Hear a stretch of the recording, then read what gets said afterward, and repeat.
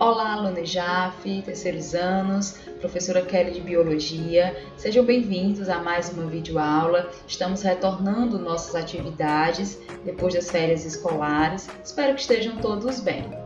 Hoje, nós iremos dar continuidade ao nosso assunto de genética com código genético e síntese de proteína. Mas antes, você, aluno JAF, que não é inscrito no canal, se inscreva, curta, compartilhe. É muito importante que outros alunos JAF tenham acesso a esses conteúdos. Mas vamos ao nosso assunto de hoje? Bom, os ácidos nucleicos correspondem a substâncias que são exclusivas dos seres vivos. É muito importante a gente relembrar esses termos, esses assuntos, que é um assunto que vocês estudaram no primeiro ano, mas que é de extrema importância para o assunto de biotecnologia, que é o nosso próximo conteúdo. Bom, quem são os ácidos nucleicos? O que são ácidos nucleicos? São polinucleotídeos, ou seja, macromoléculas compostas de unidades denominadas nucleotídeos, que é essa estrutura que vocês podem observar nessa imagem. Os ácidos nucleicos são chamados dessa forma devido ao seu caráter ácido, e as suas funções se dão basicamente por hereditariedade, comando das atividades celulares, que são funções do DNA, e a síntese de proteína. O ácido nucleico é principalmente encontrado no núcleo das células, mas também é encontrado em algumas organelas, como por exemplo a mitocôndria. Os elementos químicos que compõem essa estrutura, essa substância orgânica, carbono, hidrogênio, oxigênio, fósforo e nitrogênio. São os principais componentes encontrados nessa substância. O nucleotídeo, ele é a unidade básica, que vai formar toda a macromolécula. A gente já sabe que uma macromolécula ela é formada por pequenas unidades. No caso do DNA e RNA, essa unidade é chamada de nucleotídeo.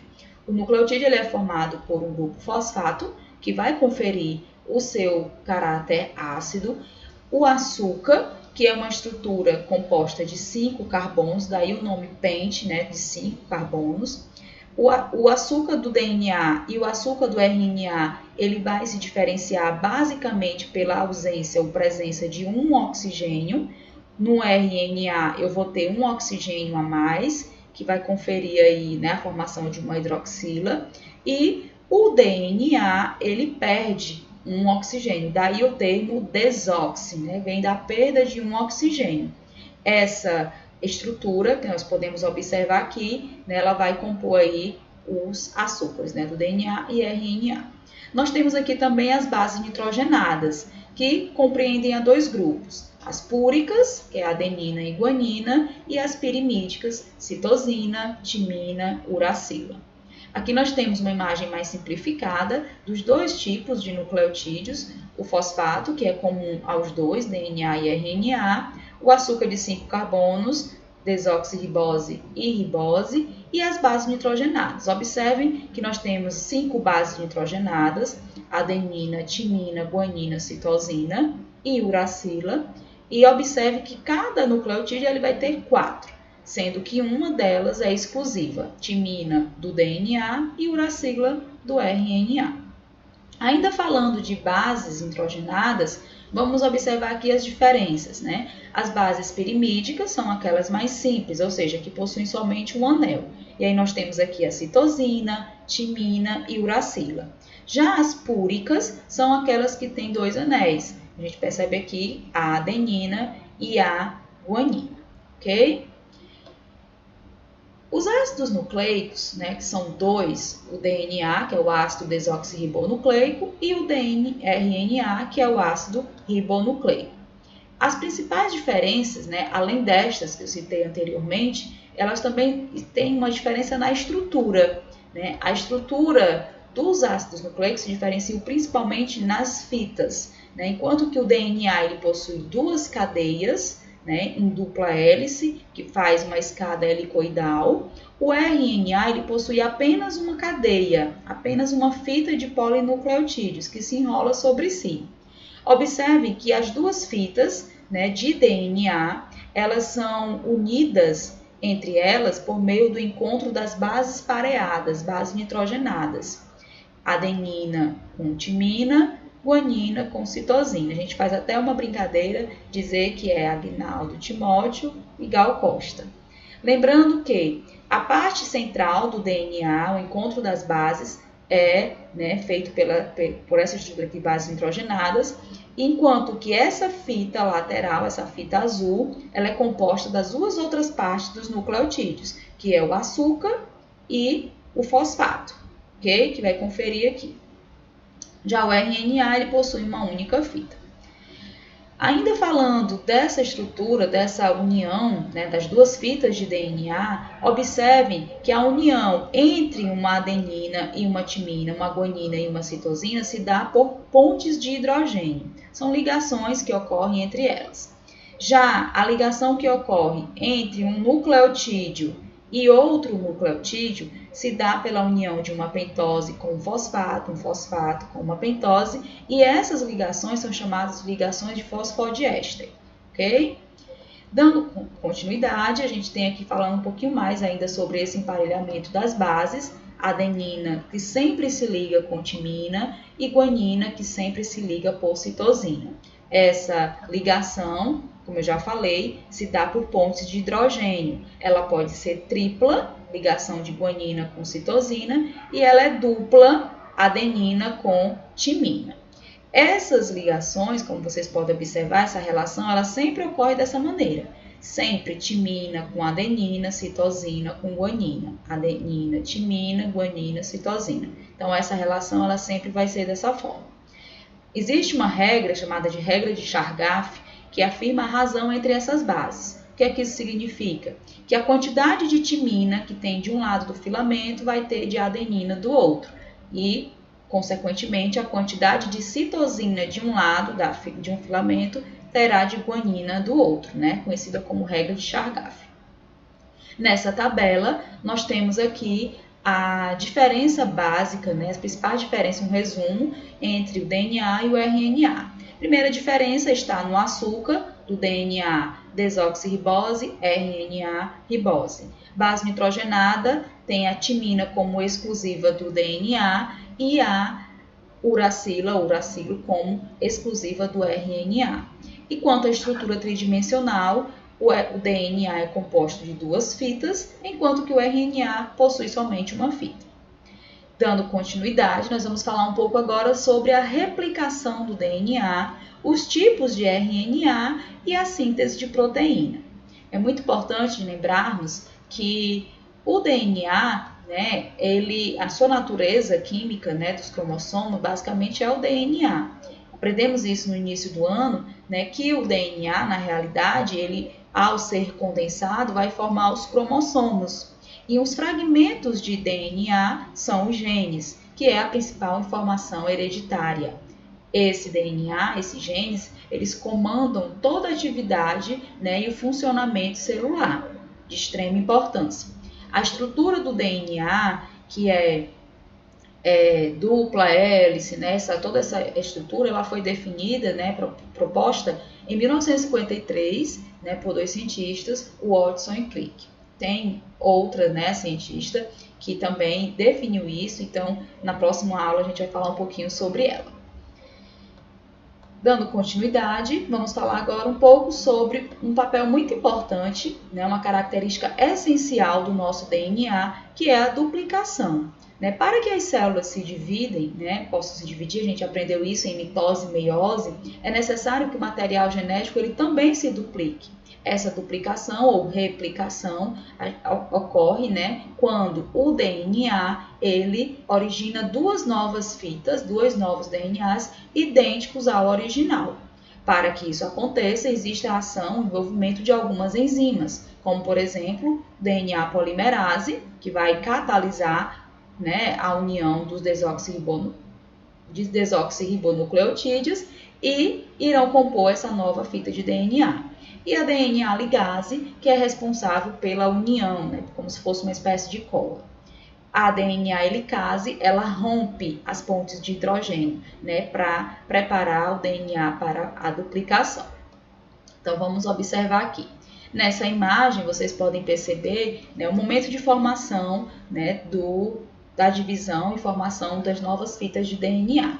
Percebam aqui a presença das enzimas, como a DNA polimerase, né, a helicase, que é uma enzima que rompe as pontes de hidrogênio das bases nitrogenadas, né, a polimerase, que vai fazer essa construção da fita nova, e aí nós temos a construção das duas novas fitas de DNA, observada aqui, né, nessas imagens, e percebam que a regra de Chargaff ela é obedecida. Nós temos aqui timina, adenina, adenina, timina, citosina, guanina, né, que esse emparelhamento ele é obedecido, né, e até formar os dois novos filamentos.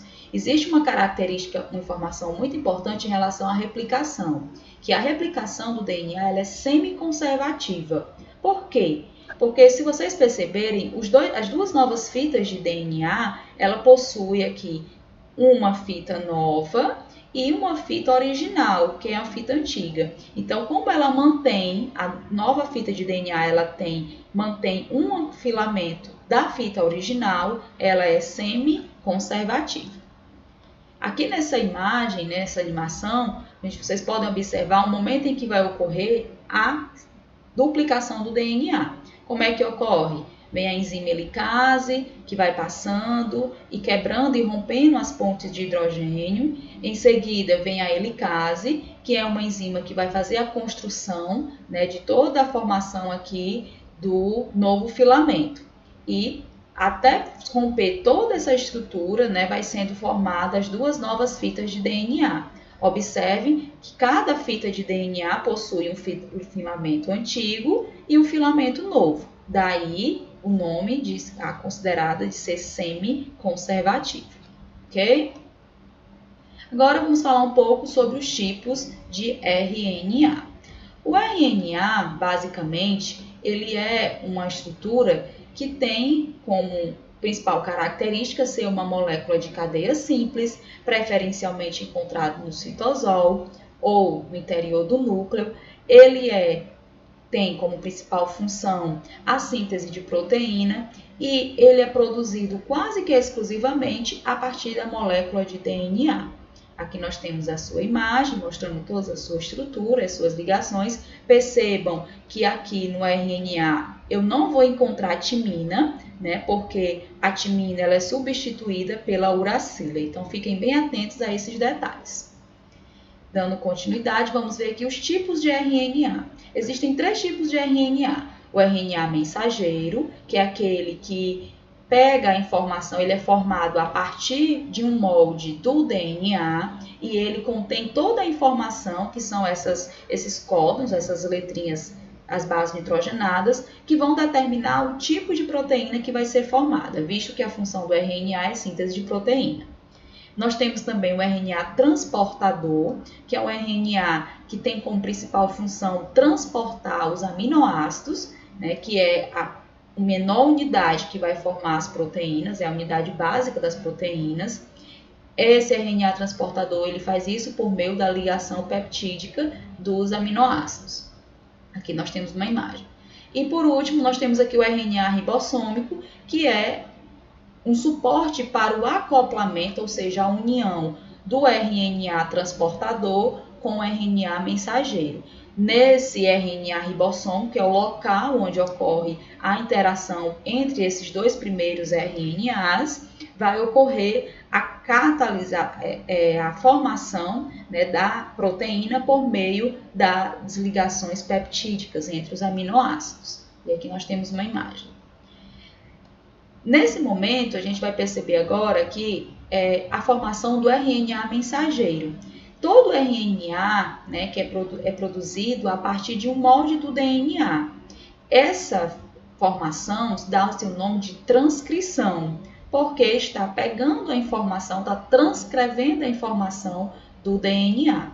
Isso ocorre no núcleo da célula e as cadeias de DNA, elas se separam para que ocorra a leitura e a cópia das informações do DNA. Isso, para acontecer, precisa do envolvimento de algumas enzimas, como por exemplo a RNA polimerase. E uma informação muito importante, durante essa transcrição, a timina ela é substituída pela uracila, como a gente pode observar aqui. Aqui eu tenho um filamento de DNA com a sequência timina, adenina, guanina e assim sucessivamente. E aqui eu vou fazer uma cópia. Eu vou transcrever essa informação produzindo o meu RNA mensageiro. Observem que a adenina se liga com timina. A adenina que se ligaria com timina, mas aqui como se trata de um RNA, a timina ela é substituída pela uracila. E assim ocorre em todo o filamento de RNA. Aqui nós temos o momento em que ocorre essa transcrição, eu tenho o meu DNA, esse DNA ele é aberto por meio de uma enzima helicase, em seguida vem a RNA polimerase que vai fazendo a leitura do código do DNA e à medida que ela vai passando, vai sendo formada o RNA transcrito ou RNA mensageiro, certo? Dando continuidade, nós temos aqui o código genético. Depois que o RNA mensageiro ele é formado, produzido lá no núcleo da célula, ele sai do núcleo e vai para o citoplasma, para passar por um processo de tradução, que é a segunda etapa da síntese de proteína. Para que isso aconteça, ocorre a formação da decifragem, né? O código, toda a leitura, todo o código que foi copiado do DNA, ele é lido, ele é traduzido. E essa tradução se dá justamente pelos códons. Os códons é uma trinca de bases nitrogenadas. A cada 3 bases nitrogenadas eu tenho um códon. Cada códon corresponde a um aminoácido. Então, observem aqui. Eu tenho a primeira letra, vamos imaginar que seja U. Então, primeira letra U, segunda letra U, terceira letra U. Então, U, uracila, uracila, uracila, corresponde a um aminoácido fenilalanina. Nós temos, por exemplo, aqui a uracila, citosina e adenina, corresponde ao aminoácido serina. Adenina, citosina, citosina, corresponde ao aminoácido treonina. Então, se esses 3 códons estiverem em sequência, a proteína vai ter esses 3 aminoácidos como sequência. Então, vamos compreender isso na prática. A síntese de proteína nada mais é do que a união dos aminoácidos para formar a proteína. E essa união se dá por meio da tradução, né? A tradução de toda a informação do RNA mensageiro, que é esse, que foi produzido lá no núcleo da célula e saiu para o citoplasma. Ao chegar no citoplasma, o RNA transportador vai trazendo os aminoácidos, metionina, fenilalanina, asparagina, aqueles aminoácidos que nós vimos, e ele vai sendo acoplado, né? Observem aqui, existe um encaixe do códon, que é 3 bases nitrogenadas, com o anticódon, que é o que vai se encaixar. Então, observem aqui que essas bases são correspondentemente acopladas. Adenina, uracila, uracila, adenina, guanina, citosina. Aqui, ó, o próximo códon é 3 bases uracila. Para se acoplar, vem aqui um RNA transportador com 3 adeninas. E aí vai fazer aqui a união desses 2, né, aminoácidos que vão se unir mais à frente aqui em cima por meio de ligações peptídicas. Observem aqui. Ó, temos aqui nessa imagem, né, o momento em que ocorreu aqui a união desse códon com esse anticódon. Aqui é o RNA mensageiro, aqui é o RNA transportador, e essa estrutura externa é o meu RNA ribossômico, que é o local onde ocorre a formação da proteína. E aí vem outro RNA transportador, trazendo outro aminoácido e fazendo a leitura. Esses aminoácidos são unidos por meio de uma ligação peptídica. Em seguida, vem outro aminoácido, trazido, consequentemente, por outro RNA transportador. E à medida que esse RNA transportador vai se acoplando, vai fazendo a tradução ou a leitura do RNA mensageiro e, consequentemente, a montagem da proteína com os aminoácidos. Isso a gente pode observar aqui nessa imagem, mas também nessa animação, em que ocorre aqui primeiro a primeira etapa, que é a transcrição. A transcrição nada mais é do que a produção do RNA mensageiro que ocorre no núcleo, e aqui a gente pode observar claramente no início da animação a enzima que passa, helicase, e abrindo e formando o RNA mensageiro, que vai para o citoplasma e é lido pelo RNA transportador, trazendo os aminoácidos e passando por todo o filamento de RNA mensageiro, até que a proteína ela vai sendo formada e vai sendo montada. Essas proteínas certamente são usadas em várias funções do nosso organismo e acontecem, né, o tempo todo.